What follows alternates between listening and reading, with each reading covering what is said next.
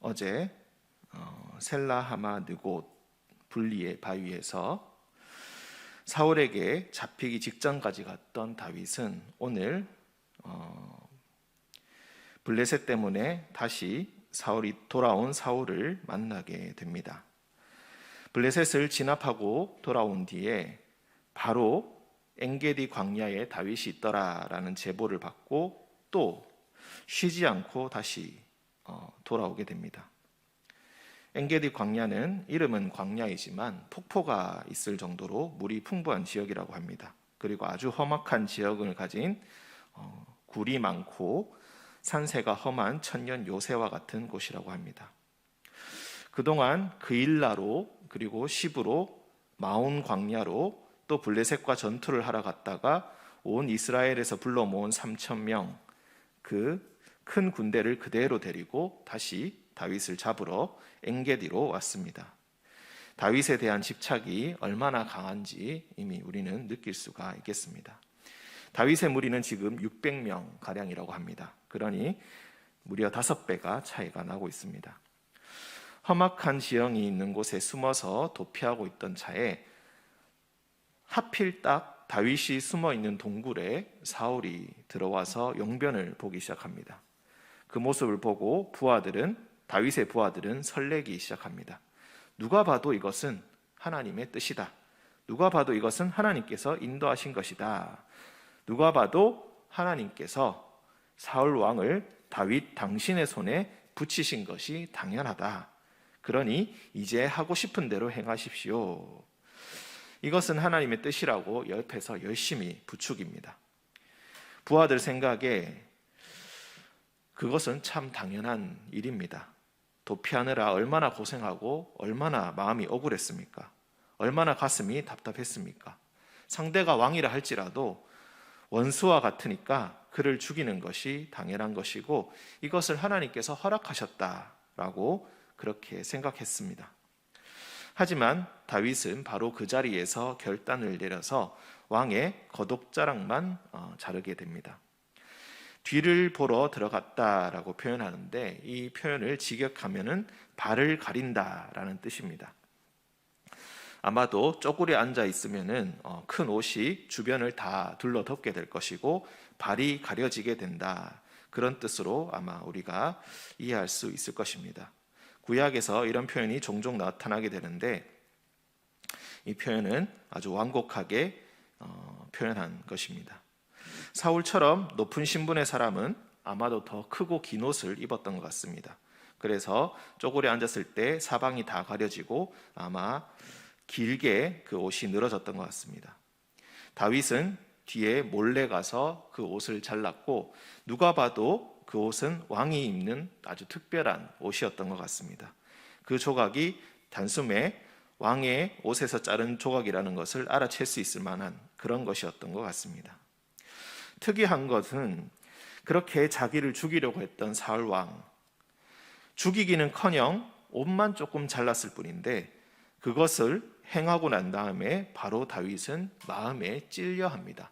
마음에 찔려한다라는 말은 자기의 마음을 자기가 친다라는 뜻인데 후회한다라는 뜻입니다. 사울에 대한 미움보다는 하나님을 경외하는 마음이 더 컸기 때문에 이것은 내가 잘못한 일이 아닌가, 하나님께 죄를 범한 것이 아닌가라고 그는 마음에 찔려했다는 것입니다. 주변의 사람들은 왕을 죽여도 시원치 않다라고 생각하지만 정작 자신은, 피해를 받은 당사자 자신은 옷을 자른 것만으로도 그는 후회하고 있습니다. 우리도 때로는 사람이 너무 미울 때가 있습니다. 정말 엉뚱한 오해 때문에 그럴 때도 있지만 너무나 분한 나머지 오해라는 것을 알게 되어도 마음이 풀리지 않을 때도 있습니다. 그 사람을 존중하고 사랑해줘야 한다는 것 우리 마음속으로 너무나 잘 알고 있는데도 미운 마음이 너무 심하게 들어서 그게 전혀 되지 않을 때가 또 있습니다. 우리 모두 아마 다 겪어보셨으리라고 생각합니다. 그럴 때는 그 마음을 어떻게 해야 할까요? 무조건 억눌러야 할까요? 아니면 대화를 시도해서 풀어야 할까요? 방법은 여러 가지가 있겠지만은 가장 중요한 것은 먼저 하나님을 경외해야 한다는 대원칙을 다시 한번 마음에 새겨야 한다는 것입니다. 악령이 들어서 자기를 몇 번이나 죽이려고 했던 사울, 자기를 죽이겠다고 공공연히 말하고 다닌 사울, 다윗 자신을 죽이기 위해서 온 나라의 군대를 동원하기에 서슴지 않았던 그 사울을 향하여서 다윗은 다른 것이 아니라 하나님 때문에, 하나님께서 그에게 기름 부으셨기 때문에 그를 끝까지 존중하고 끝까지 사랑해 줍니다. 우리 교회 안에서도 형제 자매들끼리 때로는 정말 대화도 하지 못할 만큼 심하게 감정 대립할 때도 얼마나 많습니까? 서로가 서로를 이해하고 행동을 고쳐야지 진정한 화해가 있겠습니다마는 우리는 먼저 이것을 기억해야 합니다. 예수님께서 나를 위해 죽으신 것처럼 저 사람을 위해서도 예수님께서는 십자가를 지셨다는 것을 말입니다. 우리는 이미 너무나 잘 알고 있습니다. 하지만 잘 되지 않아서 그것이 문제입니다.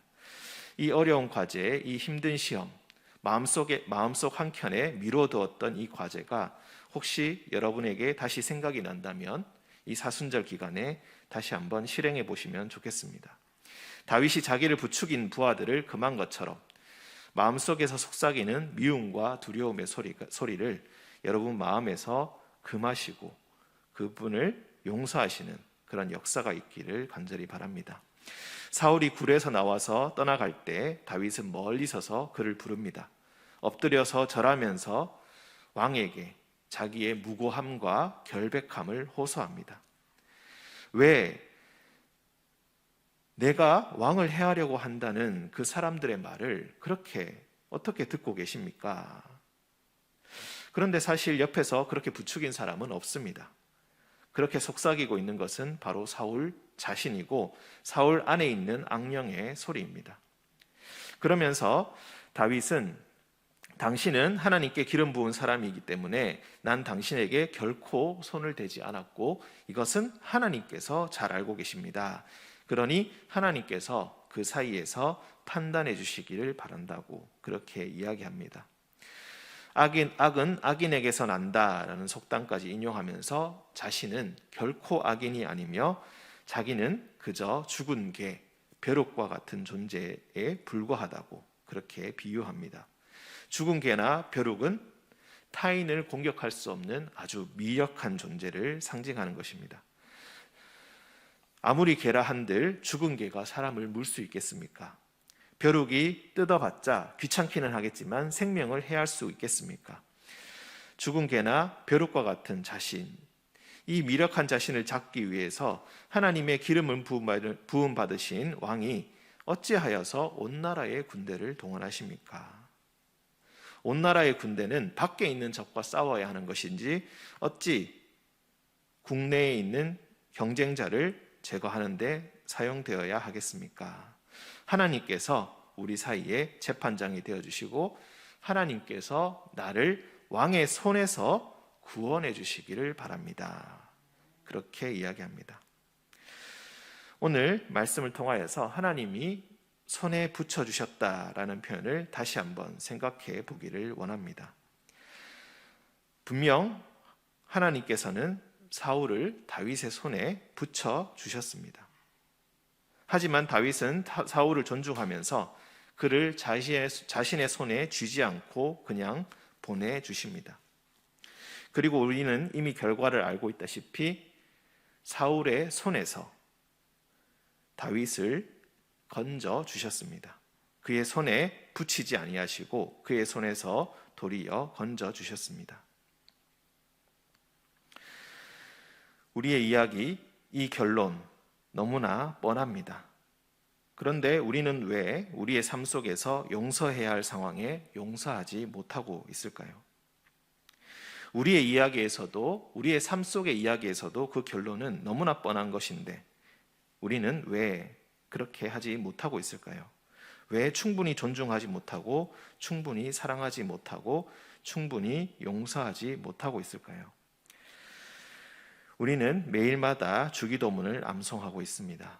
주님이 우리를 용서하신 것 같이 우리도 우리에게 잘못한 사람을 용서하게 해달라고 말입니다. 오늘 용서하시는 축복이 여러분에게 있기를 원합니다. 용서할 수 있는 자, 옷자락만 잘라내고도 미안해하는 그 자에게 예수 그리스도의 열매가 되는 축복이 있을 것입니다.